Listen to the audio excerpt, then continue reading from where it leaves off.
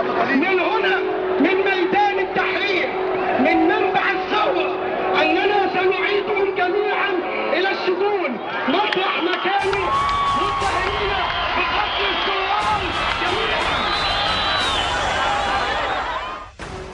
إنه الإعلام المقاتل، الإعلام الذي اختار المواجهة بعد 100 يوم الأولى لتولي مرسي رئاسة الجمهورية، وبدأ في ممارسة المعارضة التقليدية ضد النظام المستبد.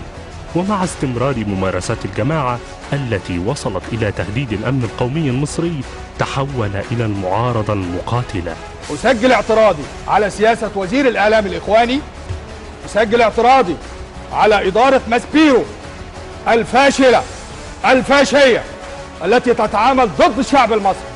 وتحولت شاشات التلفزيون إلى ساحات لمواجهة نظام تحول من الاستبداد إلى تهديد أمن الوطن.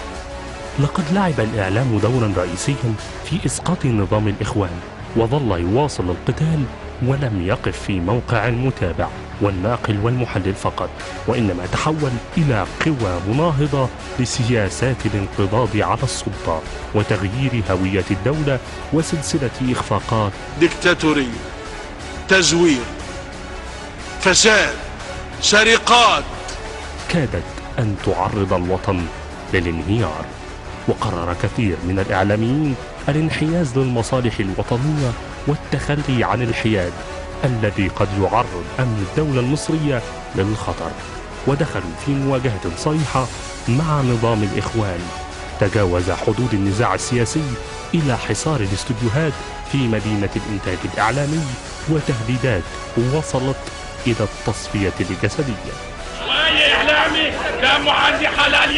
ورغم التهديدات التي كان يتلقاها الإعلاميون واحتمال تعرضهم للتصفية الجسدية، خاصة بعد حصار مدينة الإنتاج الإعلامي وتعليق الإخوان لصورهم في المشانق، فإنهم واصلوا الحشد للثورة على نظام المستبد، ولجأ بعضهم للإقامة في فندق مدينة الإنتاج الإعلامي خوفا على سلامتهم وسلامة أسرهم، ومنهم من أصر على البقاء في منزله ليواصلوا القتال من داخل استوديوهاتهم.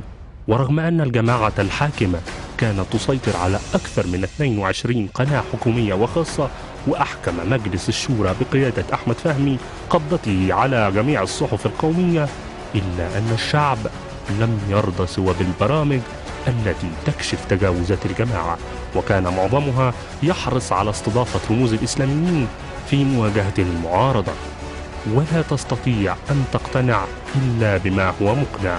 ولذلك صدق الجمهور جرائم الإخوان التي تذاع فيديوهاتها بالصوت والصورة، وخرجوا في حشود ضخمة بالآلاف في الشوارع يطالبون بعزل مرسي في 30 من يونيو، حتى نجحت الثورة وسقط حكم الجماعة ومندوبها في قصر الاتحادية على يد رجال الإعلام المقاتل.